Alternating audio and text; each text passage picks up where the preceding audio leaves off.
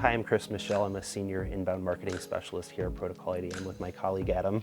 Yep. Hi, same title, same place. So yeah, we have a lot of experience with trying to figure out ways to write about complex topics, B2B topics, manufacturing, niche, whatever topics. And so we want to share some resources we have to make that easier for you. So this is going to be What's the Protocol on writing resources. So take it away. All right.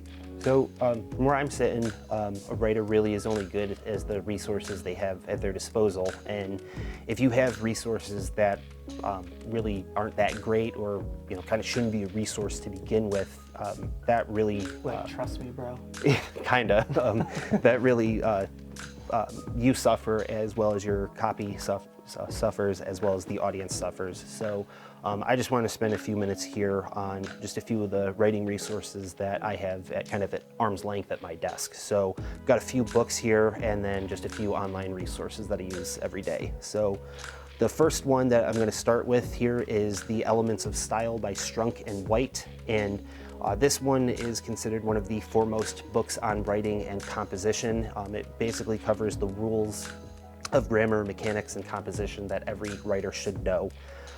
And in addition to being considered kind of a foundational text for writing, or for those who want to master the rules of the road, so to speak, what I like about this book is that it is digestible. By that I mean short, but it really covers the basics, the minimal amount of what you need to know.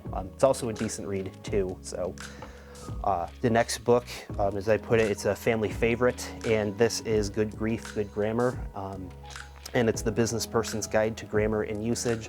It's a little bit more in depth than The Elements of Style is, but what I really like about this book is that at the end of every section, they do have skills drills, so you can start to put to practice what you just learned in mastering that.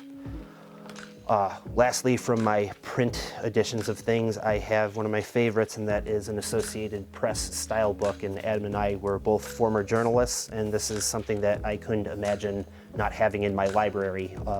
Essentially, it is a dictionary of terms and how to use them, proper formatting, what they mean colloquially and technically, and it comes in really handy. I would argue that even if you're writing a blog article about your product that you make, you're still writing an article the same as a news article. So this is just a good reference to have to understand how certain things are said. So beyond that, I just have a couple online resources that I use every day. The first is Grammarly, and that is an extension that you install on your browser. We live in Google Docs pretty much for anything that we write. So it's essentially a spell checker on steroids. It does a little bit more than just spell checking. It does help with improving writing, maybe cutting down on words or making something sound a little bit better. And to me, what's better than having what's better than having one spell checker, but two?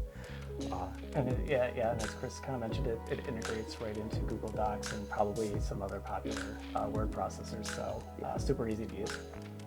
The last one that I have that I use is wordhippo.com. It's like thesaurus.com and helps you find synonyms.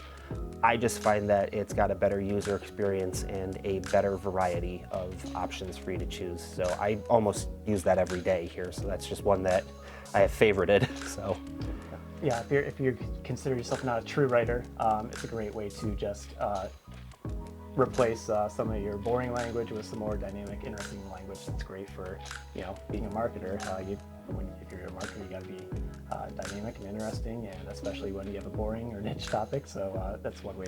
It's kind of like a cheat code, I guess, to more interesting copywriting. So I want to point out one of my own too that I use almost every day, and it's Moz's title tag checker. So Moz is a very well-known SEO company. So they provide a lot of resources for helping people get found better online. And one of the ways they do that is with this nice little title tag checker tool. So you can literally copy and paste in your proposed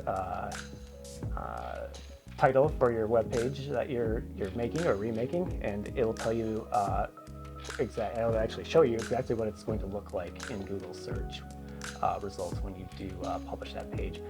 And the reason why this is important is that it will show you if something's getting cut off, if you're losing the meaning or the important stuff at the end. And Google's just giving you that ... It'll show you that you need to be shorter and get that important stuff out front so that people know what your page is about, what to expect, and why it's important that they go visit it.